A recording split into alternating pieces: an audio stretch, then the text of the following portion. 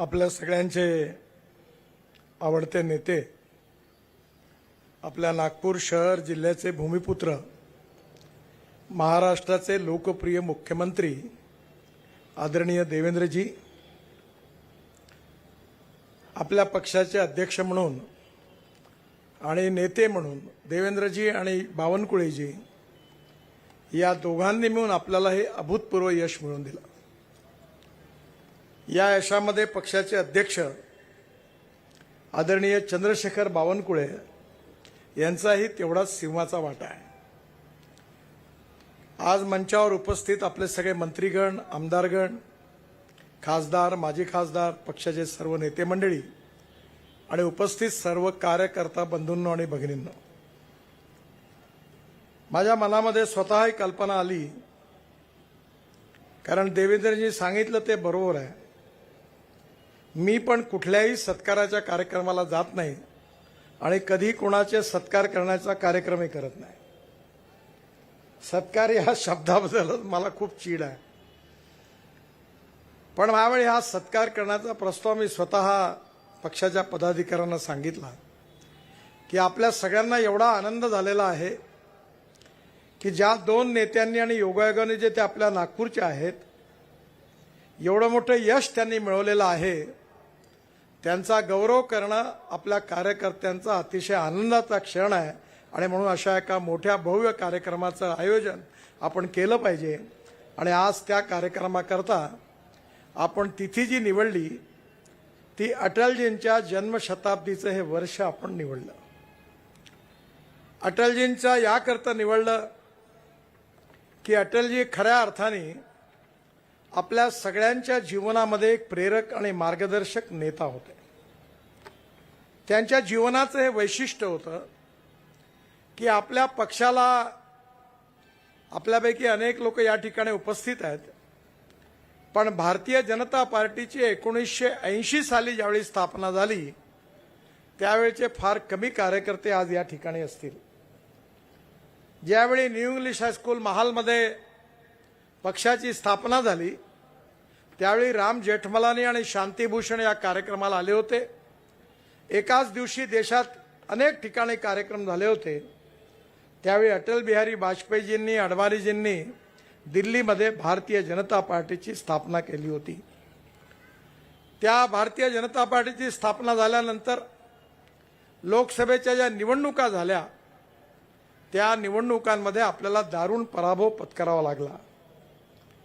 पर्याय म्हणून ओरडतात कोण, ज्यांचे लोकसभेत निवडून आले 2 असे आपल्या पक्षाची मजाक काही लोक करत होते। पण अटलजी डगमगले नाहीत। या देशाकरता हा भारत देश सुखी व्हावा, समृद्ध व्हावा, संपन्न व्हावा, शक्तिशाली व्हावा, त्या राष्ट्रवादाचा मूलमंत्र त्यांनी आपल्या सगळ्यांना दिला की ही मातृभूमी आणि हे राष्ट्र सर्वोपरी आहे। हम दो चार रहे न रहे तेरा वैभव अमर रहे मां, हा संस्कार अटलजींनी आपल्याला दिला आणि या विकसित भारताची संकल्पना त्यांनी मांडली। प्रतिकूल काळामध्ये अटलजी, अडवाणीजी, आपले सगळे कार्यकर्ते परिश्रम करत राहिले आणि 1995 साली अटलजी देशाचे प्रधानमंत्री झाले। आज मला अतिशय आनंद आहे, 1995 मध्ये महाराष्ट्रात आपलं सरकार आलं आणि त्यानंतर मग अटलजी पण देशाचे प्रधानमंत्री झाले। हा सगळा इतिहास जो आहे तो इतिहास आपल्याला याकरता आपण सगळे आठवत असतो, कारण भूतकाळातला इतिहास वर्तमान काळामध्ये त्याचा विचार केल्यानंतर आपल्याला भविष्याचा वेध घेण्याची प्रेरणा त्या इतिहासातून मिळत असते। अटलजींचा आजच या ठिकाणी सुंदर कार्यक्रम झाला। हिंदुत्व, हिंदू जीवन पद्धती याच्याबद्दल अनेक गैरसमज आहे की भारतीयत्व हेच हिंदुत्व आहे आणि हिंदुत्व हेच राष्ट्रीयत्व आहे। हा प्रकर्षाने विचार अटलजींनी मांडला। सुप्रीम कोर्टाने निर्णय दिल्यानंतर हिंदू वे ऑफ लाईफ हा हिंदुत्वाचा अर्थ सांगितलेला आहे आणि हिंदुत्वाचा जो खरा अर्थ होता त्याचा संबंध भारतीयत्वाशी आहे। संस्कृति सबकी एक चिरंतन पुरके जिसके हिंदू है, विराट सागर समाज अपना हम सब इसके बिंदु है। त्यामुळे आपल्या समाजामध्ये कोणाची उपासना पद्धती वेगळी असेल, काही लोकांचा धर्म वेगळा असेल, कोणी भगवान गौतम बुद्धाची पूजा करत असेल, कोणी भगवान रामाची पूजा करत असेल, कोणी येशू ख्रिस्ताची पूजा करत असतील, कोणी अल्लाची पूजा करत असतील, परंतु हे सगळे भारतीय आहेत. आणि भारतीयत्व आणि हिंदुत्व हे एक आहे. आणि म्हणून ज्यावेळी आपल्या इथला मुसलमान मक्केला जातो त्यावेळी त्याचा उल्लेख हिंदू मुसलमान हिंदी असा उल्लेख केला जातो. आपल्या देशामध्ये सेक्युलर शब्द याचा बराच प्रचार केला गेला. मधल्या काळामध्ये धर्माधर्मामध्ये वादविवाद व्हावे अशा प्रकारचे युक्तिवाद व्होट बँक पॉलिटिक्स करता झाले. पण सेक्युलर शब्दाचा अर्थ होता सर्व धर्म समभाव. धर्मनिरपेक्षता अर्थ नाही आहे डिक्शनरीमध्ये. सर्व धर्माबद्दल समान विचार करणं, सबका साथ, सबका विकास, सबका प्रयास और सबका विकास हे जे मोदीजींनी सूत्र सांगितलं, हाच खऱ्या अर्थाने सेक्युलर शब्दाचा अर्थ आहे. आणि म्हणून खऱ्या अर्थाने अटलजींनी, मला आठवते आजकाल यूट्यूबवर आहे, माझे एक आवडते कवी आहे जावेद अख्तर, त्यांचं एक अटलजींचा इंटरव्ह्यू घेतलेला आहे. त्यांनी फार सुंदर गीतं केली आहेत. मधल्या काळामध्ये मी वीर झरा नावाचा एक चित्रपट मला खूप आवडला आणि त्या चित्रपटामध्ये जावेद अख्तर यांचे सुंदर गीतं आहेत आणि ती मला विशेष रूपाने आवडतात. मदन मोहन नावाचे संगीतकार मृत्यू झाले आणि त्यांनी ट्यून तयार करून ठेवल्या होत्या. आणि म्हणून त्या सिनेमाची अभिनेत्री होती प्रीती झिंटा. त्या बऱ्याच वेळा दिल्लीला आल्या की माझ्या घरी येतात आणि मी दरवेळेला आठवण काढतो वीर झराची. आणि खऱ्या अर्थाने जावेद अख्तर हे फार प्रसिद्ध कवी होते, प्रख्यात कवी आहेत. शबाना आझमी नावाच्या फिल्म अभिनेत्रीशी त्यांनी लग्न केलेलं, राज्यसभेचे सदस्य होते. ते एकदा मला भेटले आणि जावेद अख्तर साहेबांनी अटल बिहारी वाजपेयींचा इंटरव्ह्यू घेतला होता. आणि ज्यावेळी जावेद अख्तर साहेबांनी त्यांना विचारलं की हा देश सेक्युलर नाही राहिला पाहिजे का, हा सेक्युलर आहे का, तेव्हा अटल बिहारी वाजपेयींनी दिलेलं उत्तर असं होतं की हा देश सेक्युलर आहे, सेक्युलर राहील. पण हा देश सेक्युलर आहे तो काँग्रेसमुळे नाही, भारतीय जनता पार्टीमुळे नाही, RSSमुळे नाही, पण हा देश सेक्युलर आहे याचं खरं श्रेय कोणाला असेल तर भारतातल्या हिंदू समाजाला आहे की त्यांची सहनशीलता, सर्वसमावेशकता, त्यांचा इतिहास, त्यांची संस्कृती आणि विरासत ही अशी आहे की हा देश सेक्युलर आहे आणि सेक्युलर राहील. 5000 वर्षाच्या इतिहासामध्ये छत्रपती शिवाजी महाराज असतील, महाराणा प्रताप असतील, कधी कोणी कुठली मस्जिद तोडून मंदिर नाही बांधलं. भगवान गौतम बुद्धांचा तर आपण आदर्श मानतो. मला प्रकर्षाने याची जाणीव होते की आज जगाला खऱ्या अर्थाने भगवान गौतम बुद्धांच्या विचाराची गरज आहे. सहिष्णुता, सहनशीलता, सर्वसमावेशकता आणि सर्वांबद्दलचा सन्मान आणि सगळ्यांचा साथ हा विचार भगवान गौतम बुद्धांनी आपल्या जीवनात दिला. आज युक्रेन आणि रशियामध्ये लढाई सुरू आहे, इस्रायल आणि लेबनॉनमध्ये लढाई सुरू आहे आणि अनेक शक्तिशाली देश लढाई थांबवण्याच्या ऐवजी लढाईमध्ये अजून पेट्रोल टाकण्याचा प्रयत्न करत आहेत. खऱ्या अर्थाने आज भगवान गौतम बुद्धाची आपल्या सगळ्यांना आठवण होते. आणि म्हणून अटल बिहारी वाजपेयींनी जी हिंदू संस्कृती आहे ती बौद्ध संस्कृती आहे, ही सगळी भारतीय आहे. आज नॉर्थ साऊथ ईस्ट आशियामध्ये, इंडोनेशिया, मलेशिया, चायनामध्ये भगवान गौतम बुद्धांचा मोठा विचार त्या ठिकाणी पोहोचला आहे. माझ्या आयुष्यातला अतिशय भाग्याचा क्षण होता की बौद्ध गयेमध्ये मी नुकतंच 1.5-2 महिन्यापूर्वी गेलो होतो. जगातले बौद्ध भिक्खू 1500 पेक्षा जास्त, निरनिराळ्या भाषा समजणारे, सिंगापूर, थायलंड, हाँगकाँग, चीन, सगळ्या भागातले, जिथे जपान, सगळे बौद्ध भिक्खू त्या ठिकाणी एकत्रित होते. त्या कार्यक्रमाला मी गेलो त्यावेळी त्यांनी सांगितलं आम्हाला तुम्हाला आशीर्वाद द्यायचा आहे. माझ्या आयुष्यामध्ये मी 22,000 कोटी रुपयाचा एक बौद्ध सर्किट म्हणून, जिथे भगवान गौतम बुद्धांचा जन्म झाला, तिथून जीवनात तिथे कार्य केलं, ज्यांना प्रेरणा मिळाली, त्या सगळ्या गावाला जोडून एक बौद्ध सर्किट तयार केलं. त्याच्याबद्दलची कृतज्ञता व्यक्त करण्याकरता त्यांनी मला बोलावलं होतं.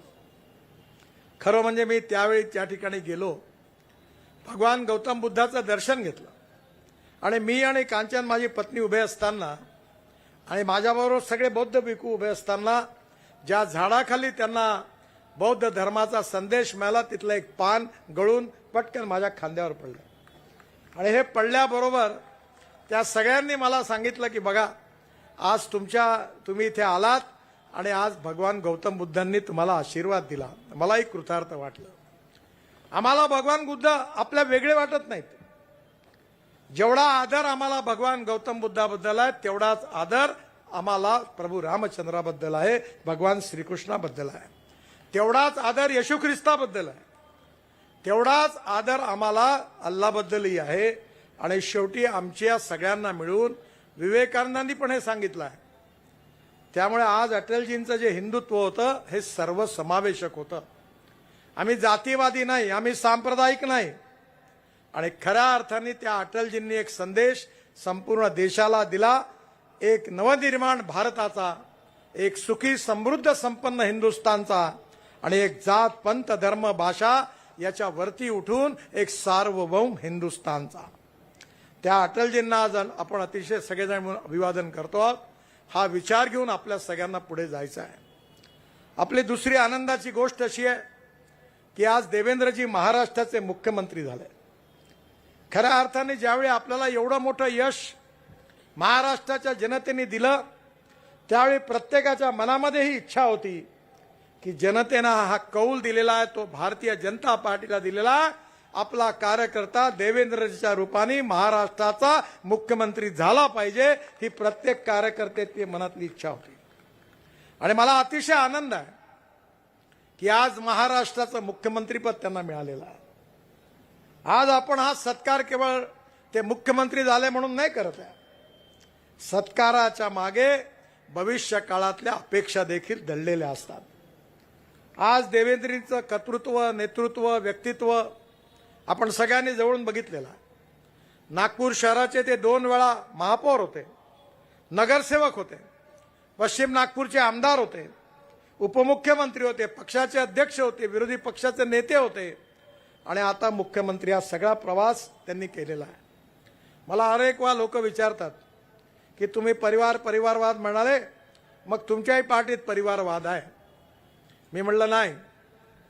देवेंद्र फडणवीसांना आमदार बनवा किंवा नगरसेवक बनवा हे त्यांच्या आईवडिलांची मागणी नव्हती. देवेंद्रजींना नगरसेवक करणं ह्याचा निर्णय पार्टीने घेतला आणि मग मी त्यांच्याकडे जाऊन वडिलांची परवानगी मागितली आणि मग त्यांनी इच्छा नसतानाही आम्ही त्यांना राजकारणात येण्याकरता आग्रह केला. याला परिवारवाद म्हणत नाही. पण ज्या मुलाबाळांकरता आपले आई वडील आग्रह करतात त्यांना कधी तिकीट देऊ नये असा माझा नेहमी आग्रह राहिला आहे. पण त्यांच्या मुलांना जनतेने आग्रह केला आणि कार्यकर्त्यांनी आग्रह केला तर जरूर तिकीट दिलं पाहिजे. म्हणून या मंचावर बसलेले अनेक आहेत त्यांचे आई वडील मोठे आमदार खासदार होते. कारण भारतीय जनता पार्टी ही पिता पुत्रांची, आई वडिलांची, कोणाची प्रायव्हेट पब्लिक लिमिटेड पार्टी नाही. ही पार्टी जर कोणी असेल, या पार्टीचा कोणी मालक असेल, या पार्टीचे कोणी विश्वस्त असतील तर माझ्या समोर बसलेले पार्टीचे कार्यकर्ता हेच पार्टीचे मालक आहेत. आणि म्हणून या पक्षाच्या परंपरेतून एक कार्यकर्ता म्हणून आपल्या सगळ्यांना याचा आनंद झालेला आहे. आणि मला विश्वास आहे की देवेंद्रजींचं कर्तृत्व महाराष्ट्राचं भविष्य बदलवल्याशिवाय राहणार नाही. हा महाराष्ट्र छत्रपती शिवाजी महाराजांचा महाराष्ट्र आहे. हा महाराष्ट्र बाबासाहेब आंबेडकरांचा महाराष्ट्र आहे. हा महाराष्ट्र ज्योतिबा फुलेंचा महाराष्ट्र आहे. हा महाराष्ट्र राजर्षी शाहू महाराजांचा महाराष्ट्र आहे. हा महाराष्ट्र लोकमान्य टिळक आणि स्वातंत्र्यवीर सावरकरांचा महाराष्ट्र आहे. हा महाराष्ट्र ही संतांची भूमी आहे. ज्ञानेश्वर महाराज असतील, तुकाराम महाराज असतील, गजानन महाराज असतील, तुकडोजी महाराज असतील, गाडगे महाराज असतील, प्रत्येक महाराष्ट्राच्या संतांनी या महाराष्ट्राला एक संस्कृती दिलेली आहे. आणि म्हणून जात पंथ धर्म भाषा सेक्स याच्या वरती उठून या महाराष्ट्राचा विकास करण्याचं आव्हान हे देवेंद्रजींनी स्वीकारलेलं आहे. अनेक वेळा अनेक दबाव येतात. राजकारणामध्ये कधी विकास होतो, कधी दिवस चांगले असतात, कधी वाईट असतात. देवेंद्रजींचं आणि बावनकुळेंचं भाषण अतिशय भावनाप्रधान होतं, त्यांना सगळं आठवलं. आठवणं संवेदनशील मनाचं लक्षण आहे. आणि म्हणून विशेषतः संघर्षाच्या काळामध्ये भूतकाळात जे जे संघर्ष करावा लागतो ते कधी आपण आयुष्यात विसरू शकत नाही. तो नेहमी आपण लक्षात ठेवतो. पण हिंदी सिनेमातलं एक चांगलं गाणं आहे, कारण आता जबाबदारी मोठी आहे. छोड़ो कल की बातें, कल की बात पुरानी, अब नए दौर से लिखेंगे हम नई कहानी, हम हिंदुस्तानी. त्यामुळे आता जुना इतिहास लक्षात तर ठेवलाच पाहिजे, कारण भूतकाळाला इतिहासाचं वर्तमान काळात विचार करून भविष्य काळाची प्रेरणा मिळत असते. त्यामुळे इतिहास लक्षात ठेवलाच पाहिजे. पण आता इतिहास घडवायचा इतिहास आहे, भविष्याचा इतिहास घडवायचा आहे. या महाराष्ट्रातला शेतकरी, शेतमजूर, दलित, आदिवासी याचं जीवन सुसह्य कसं होईल, हा फुले, आंबेडकर, शाहू महाराजांचा महाराष्ट्र हा जातीयवादापासून, सांप्रदायिकतेपासून मुक्त कसा होईल, तरुण मुलाच्या हाताला रोजगार कसा मिळेल, शेतकऱ्याचं जीवन कसं सुसह्य होईल, याचा विचार करण्याचं आव्हान आता आपल्या सरकारसमोर आणि देवेंद्रजी समोर आहे. फार वेळ नाही आहे, कारण त्यांनाही मलाही पुण्याला जायचं आहे. पण आपण जसं आपल्या इकडल्या विकासाच्या बद्दल चर्चा करतो, तशी जगामध्ये युनोमध्ये चर्चा झाली. आणि त्या ठिकाणी भूतानच्या प्रधानमंत्र्यांनी एक अतिशय सुंदर विषय मांडला, तो म्हणजे डोमेस्टिक हॅपी ह्युमन इंडेक्स. सुखांक, प्रत्येकाचा सुखांक वेगळा आहे. या देशामध्ये अनेक आपल्या दीनदयाल उपाध्यायजींनी आपल्याला जे जीवन दर्शन, विचार दर्शन दिलेलं आहे ते आहे की या समाजातला तळागाळातला जो शेवटचा माणूस आहे, ज्याला राहायला घर नाही आहे, ज्याच्या शरीरावर कपडा नाही आहे, ज्याला खायला अन्न नाही आहे, त्या दरिद्र नारायणाला आपण परमेश्वर मानू. आणि ज्या दिवशी त्याला रोटी, कपडा आणि मकान मिळेल त्या दिवशी आपलं कार्य पूर्ण झालं असं आपण समजू. हे पंडित दीनदयाल उपाध्यायांचं सामाजिक आर्थिक चिंतन आपलं उद्दिष्ट आहे.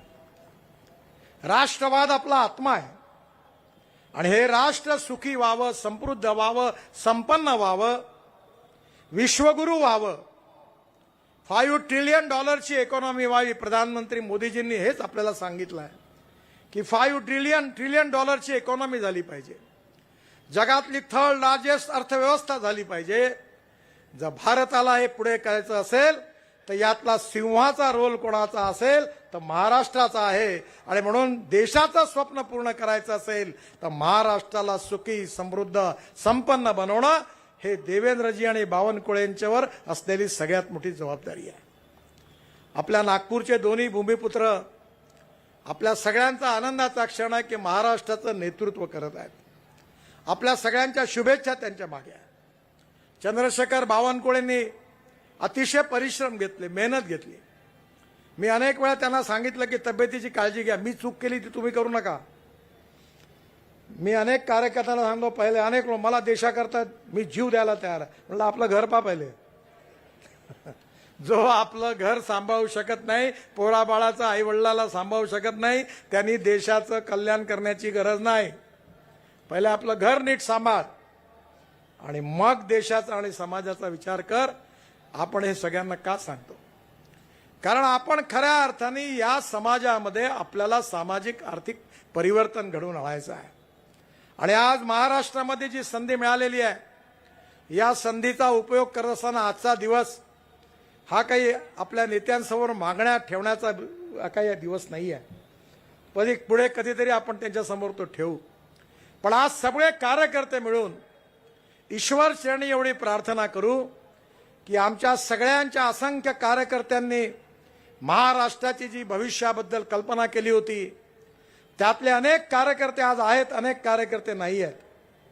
त्या सगळ्या कार्यकर्त्यांचं महाराष्ट्राबद्दलचं स्वप्न पूर्ण करण्याची शक्ती परमेश्वराने आदरणीय देवेंद्रजींना आणि बावनकुळेंना द्यावी, अशा शुभेच्छा आणि आशीर्वाद आपण सगळ्यांनी त्यांच्या मागे जर उभे केले तर हा महाराष्ट्र गेल्या 25-30 वर्षात जेवढं काम झालं नाही ते या 5 वर्षात देवेंद्रजीच्या नेतृत्वाखाली झाल्याशिवाय राहणार नाही असा माझा विश्वास आहे. म्हणून आपल्या सगळ्यांच्या वतीने त्यांना शुभेच्छा देतो. त्यांच्या कार्यकाळामध्ये गाव, गरीब, मजदूर, शेतकरी, युवक, महिला, शोषित, पीडित, दलित या सगळ्यांचा विकास होईल आणि हा महाराष्ट्र देशातली नंबर 1 ची प्रगतिशील, समृद्ध, संपन्न महाराष्ट्र अशी प्रतिमा आजही आहे, ही अजून वृद्धिंगत होईल असा विश्वास व्यक्त करतो. देवेंद्रजींना मनापासून खूप खूप शुभेच्छा देतो. आपण सगळेजण त्यांना या शुभेच्छा द्या. याचं पाठबळ त्यांना निश्चितपणे 5 वर्षात कार्य करण्याकरता यशस्वी केल्याशिवाय राहणार नाही. बावनकुळे साहेबांनी पक्षाचं नेतृत्व चांगलं केलं. ऊर्जा मंत्री म्हणून त्यांनी आपलं खूप चांगलं काम केलं आणि नागपूरचा खासदार म्हणून ते पालकमंत्री असताना आमची अनेक कामं त्यांच्यामुळे त्यांनी पूर्ण केली. त्यांनाही पुन्हा एकदा खूप खूप शुभेच्छा देतो आणि दोघांच्या नेतृत्वाखाली नागपूर शहर आणि जिल्ह्याचा तर विकास होईलच, पण विदर्भाचाही विकास होईल आणि महाराष्ट्राचाही विकास होईल असा विश्वास व्यक्त करून पुन्हा एकदा आपल्या अटलजींना अभिवादन करून मी माझं भाषण संपवतो. धन्यवाद.